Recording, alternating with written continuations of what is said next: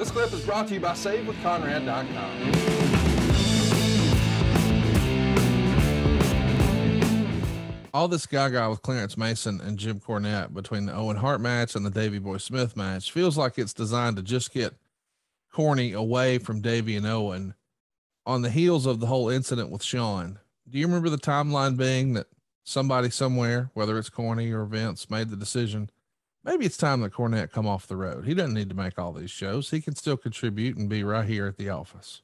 Well, that would have been a result of a conversation or conversations that Cornette and Vince had about getting him off the road. And, you know, Corny still does, an innate fear of flying. It's not a joke. It's not funny. It's not, he had a system where I told a story before where we're sitting in the runway in Newark, getting ready to fly to Seattle.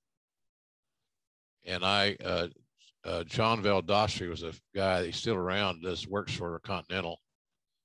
So he upgraded us. And of course, my worst fear came true. He upgraded us for Cornette and I to sit next to each other on a frigging flight from Newark to Seattle. So Cornette's got his routine on. He's taking his medicines. He's chilling. He's going to be an amoeba sooner than later.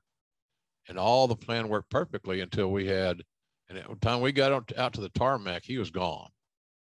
I had to fight the flight attendant off of him because we're sitting in first class. He doesn't need anything. He doesn't want anything. Just let him sleep, please. And so we'll go out on the tarmac, wait our turn to take off. And I never forget this. The pilot being kind of a pissed off guy on how the things worked out. We were 17th in line for takeoff. 17th. I have no idea how long we sat there. It was a lot. I think I fell asleep too. Nonetheless, we finally take off. I think we're on the ground about an hour, maybe more, hour and a half. So somewhere over the Midwest, Corny medicine started wearing off. He's coming out of his coma. Oh. And it's so funny. And I use this in some of our stage shows. I was told this story about he asked me to sing to him. And I'm thinking, sing? I'm not a singer. I don't even know any of the lyrics. I know about 3 lyrics of this song and 2 or 3 lyrics of that song. So I started singing because I'd been listening to it on my iPod, a Neil Young song. And the flight attendant walking by heard me say, I heard you knocking at my cellar door. Go on, baby, can I have some more?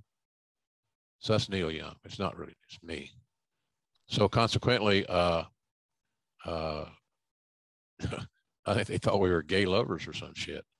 Nothing wrong with that. That's not us. So that was the whole thing. I had to keep him occupied. And singing to Cornette, it's been a great sitcom. Good episode, right? But anyway, Corny had this innate fear of flying, so we're trying to help him out a little bit and get him off the road.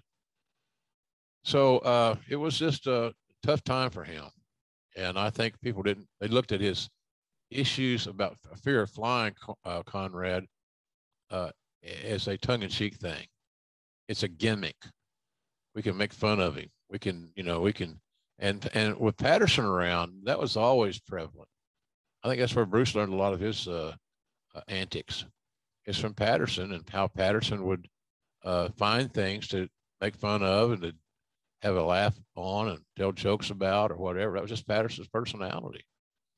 So it was a unique thing, to say the least. So I'm glad Cornette got off the road, but he helped the WWE a lot. Cornette did while he was there. He really did a good job. Not for Barry Windham. He's coming in and he's going to become the stalker. Boy, Barry Windham, 10 years prior to this, 1986, probably one of, if not the best wrestler in the world, not named Ric Flair.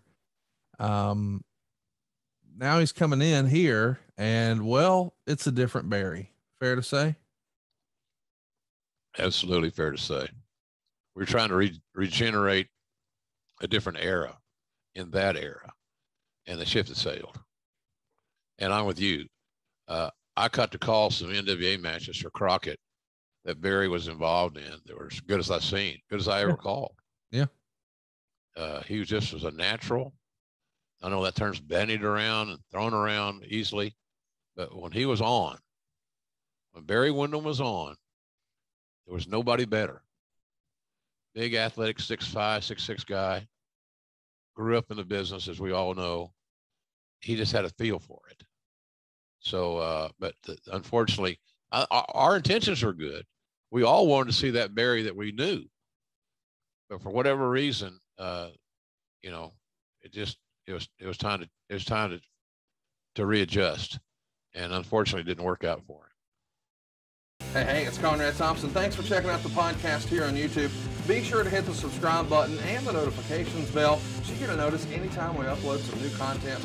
And go save yourself some money right now. If you're in a 30-year loan or you have credit card debt, it's not a matter of if I can save you money. It's a matter of how much. Find out right now for free at SaveWithConrad.com.